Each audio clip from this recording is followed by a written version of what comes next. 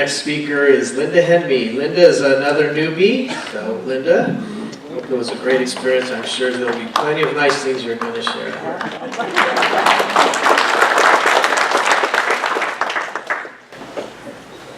Good morning. Have you ever been asked to do something that you didn't feel qualified to do the task?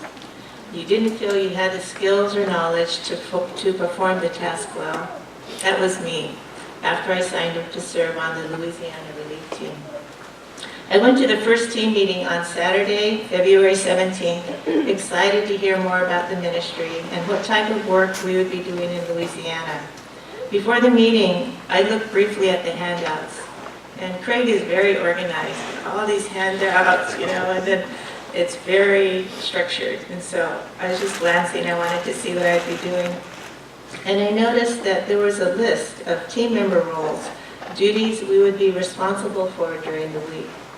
Some of the roles were already assigned: accountant, Pam; documentation coordinator, Virginia; medic, Linda.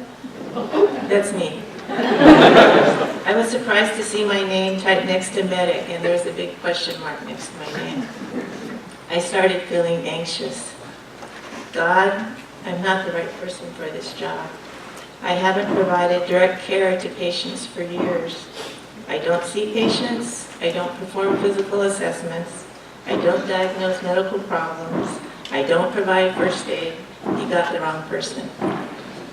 I work for Kaiser Permanente. I'm a registered nurse. I case manage patients, over 500 elderly, low-income patients. My work occurs with patients every day on the telephone. I've never met any of my patients face-to-face. Everything is telephone-based.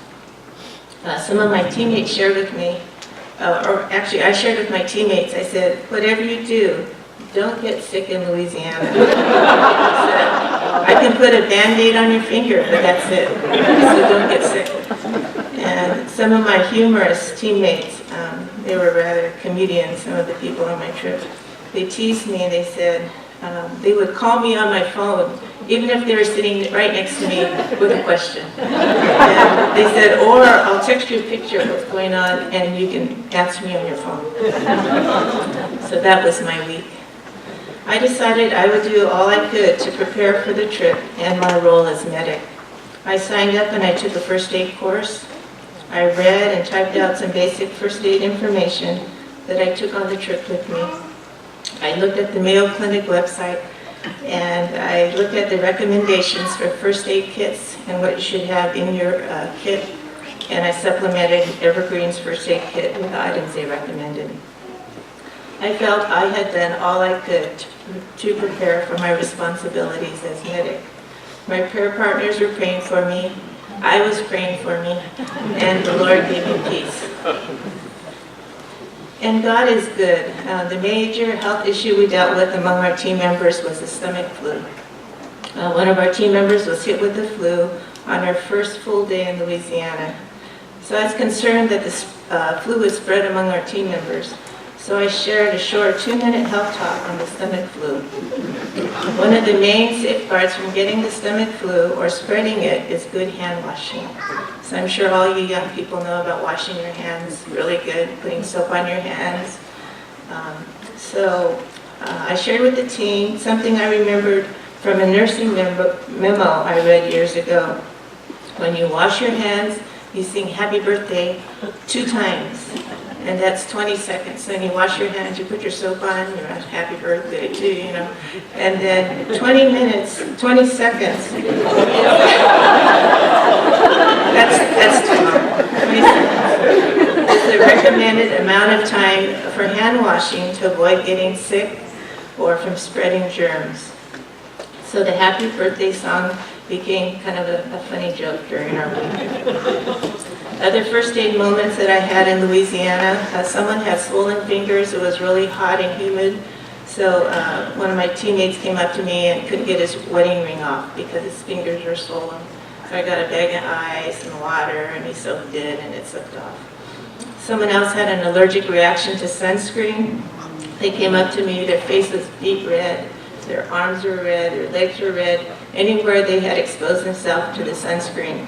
And so he had already taken Benadryl, had him take a shower, and we had some cream he could use. But I dealt with simple issues in Louisiana for help. I was able to help those with needs. Praise God. My mother shared this verse with me in a letter I read during our trip. Deuteronomy 31:6. Be strong and courageous. Do not be afraid or terrified because of them. For the Lord your God goes with you. He will never leave you nor forsake you.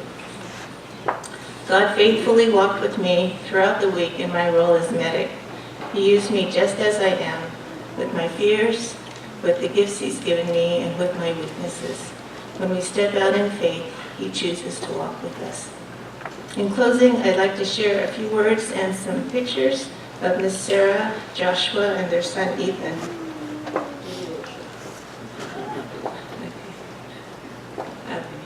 So this is the home of Miss Sarah and Joshua and Team 2. These are my teammates. Most of our team work at this site throughout the week. Sarah and Joshua's home flooded about 2 years ago, as Chris mentioned, in August 2016. They looked out their windows one day to see water slowly rising in their neighborhood. The water level in their home eventually reached 2 feet. It was above the level of their electrical outlets. They lost all their belongings. Virginia spoke with Miss Sarah. She shared with her that the only thing she grabbed when she left the house was an extra pair of her son's pants, knowing that it would be difficult to find pants for him. Her son was 6'10", and so he needed certain pants that were difficult to find. The family has been living on concrete flooring and this paper for 2 years, saving money to afford new flooring. During our week in Louisiana, we laid laminate flooring throughout the house.